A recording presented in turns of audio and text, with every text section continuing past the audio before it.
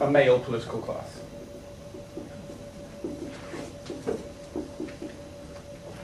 Separate argument. There's a sort of democratic thought, right?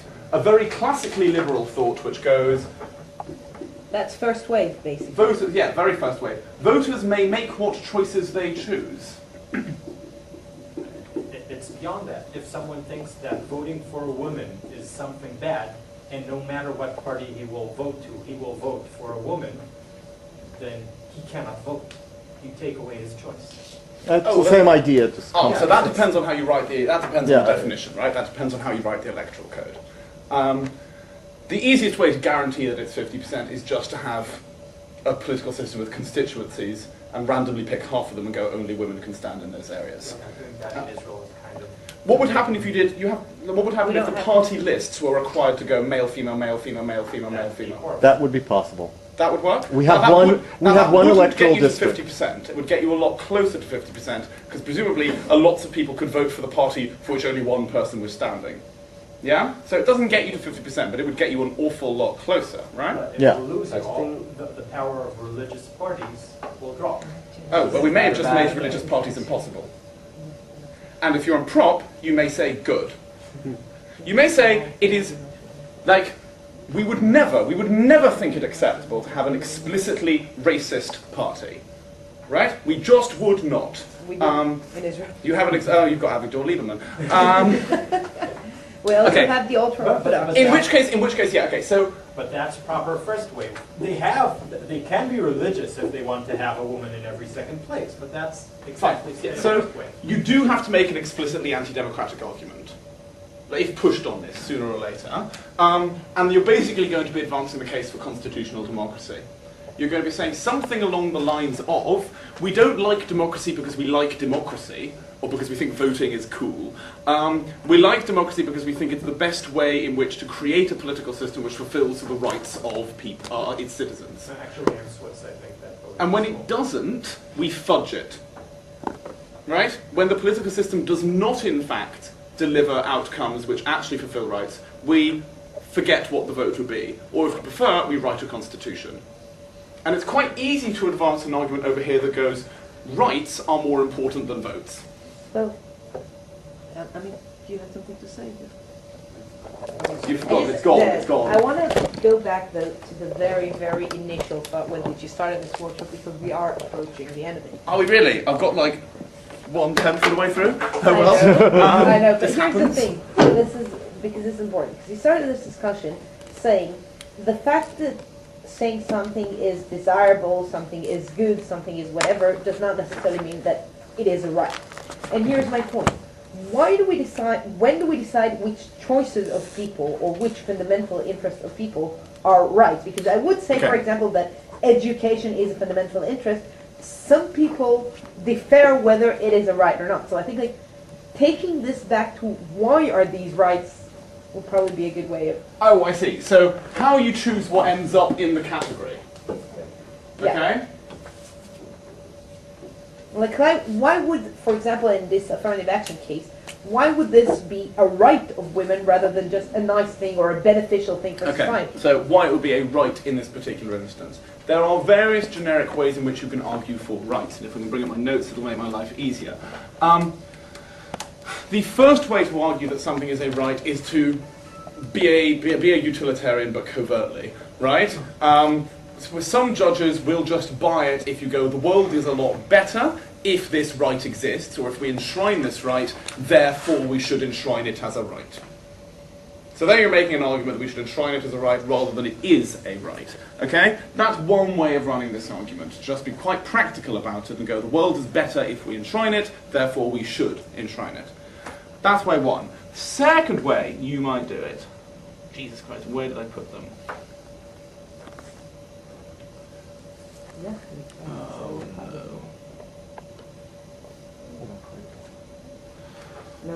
Okay, I can't find it in my notes, so I'll find it later probably. And then kick myself. The second way to do it is to connect it in some way to what you might call, what you could call human flourishing, or people living valuable, fulfilled lives, right? If this is in some way necessary to being able to live a valued, fulfilled, happy life, then you could say you had a fundamental interest in it.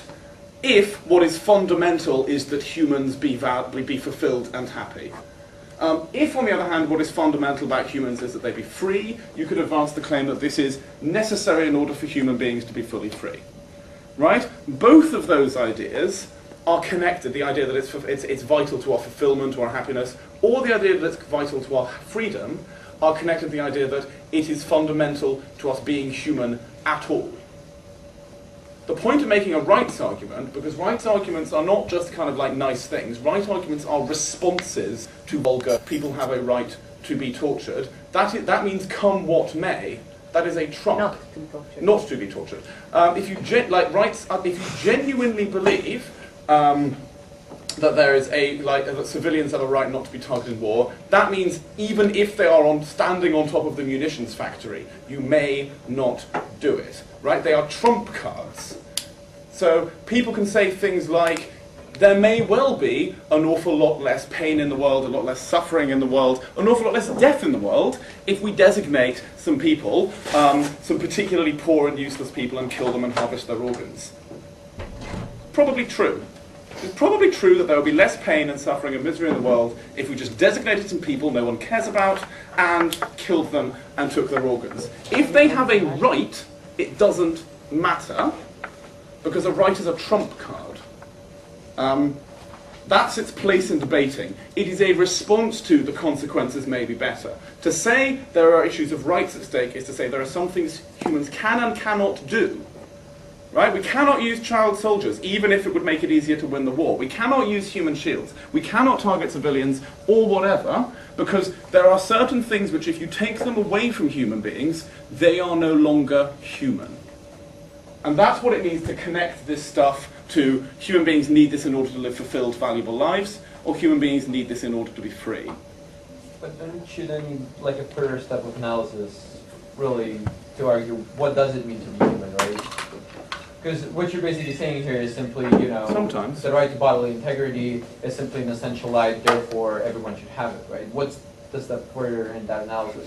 And usually that step further is a practical analysis of whether the world's going to be a better place. Well, if you're making an argument about bodily integrity being a right, it won't be about the world being a better place. It'll be about every human being needing their bodily integrity to be protected in order for them personally. So, not the world in general to be a better place, but for them personally to be recognised as humans at all. Mm-hmm. And the logic of the argument goes, if you think these people are people, you cannot believe that they should have this done to them, whatever the bodily integrity thing might be. Why? Well, abortion, say, or whatever, right? Like, if you genuinely believe the fetus is a person, you are not allowed to kill it, no matter how much harm there is to the mother. Is one. Or you can run the argument the other way around. If women have a right to self-defense, and it's a right, it does not matter how much harm there is to the fetus in killing it. Yeah. Does that make sense? I feel like I've kind of answered your question sort of elliptically.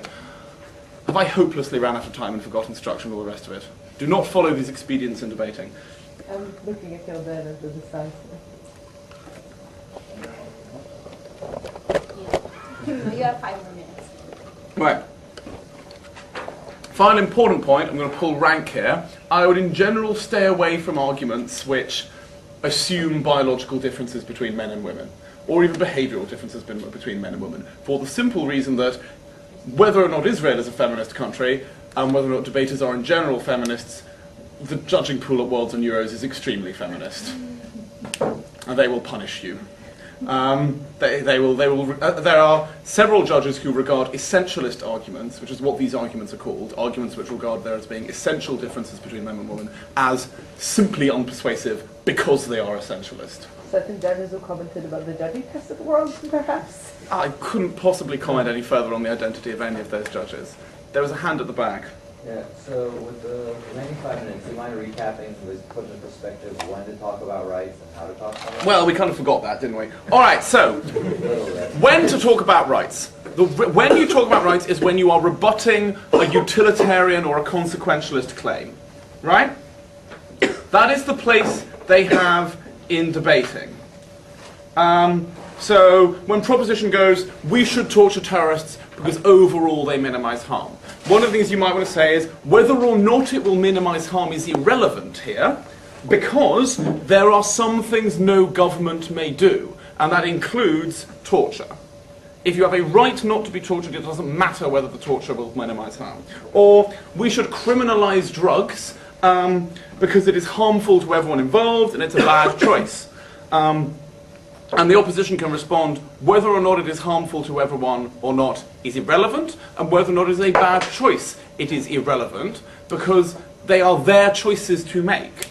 And people have rights to decide what does and does not happen to their body. And you'll notice the first one of those, the torture example, was a fundamental interest right, and the second one was a choices right. But they are both ways of responding to claims about consequences. Yeah? So they're about showing that something is immoral even if the consequences are better. That's when it would be appropriate to talk about rights. They are trump cards. How to talk about rights? I've got quite a lot written about that down here, but broadly,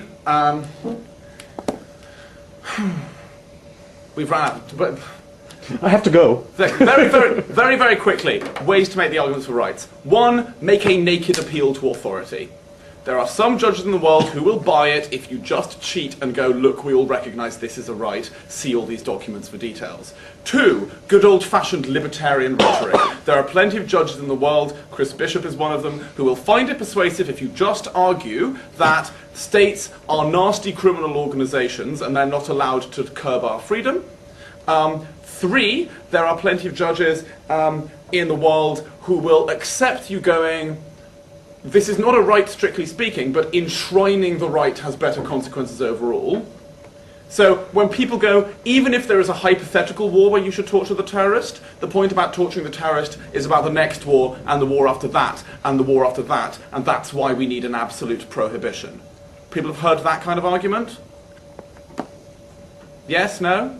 Sometimes the argument is made that even though there could be one war where it would make sense to use chemical weapons, like if you break if you cross that mental boundary, if you make it that much easier, then like in 1,000 years the calculus of harm, even though you did win the first war, the next 1,000 years will be much worse if you cross that boundary for the first time. If you relax that prohibition once. So in a sense, it's like act versus rule utilitarianism. Absolutely, right? You can make that kind of defense of rights. If people don't know what act versus rules utilitarianism is, don't worry about it, although I could recommend a very good book for you.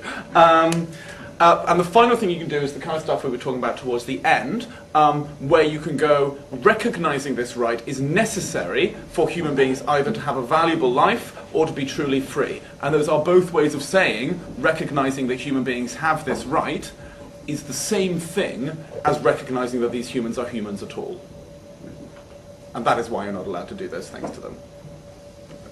And that is time.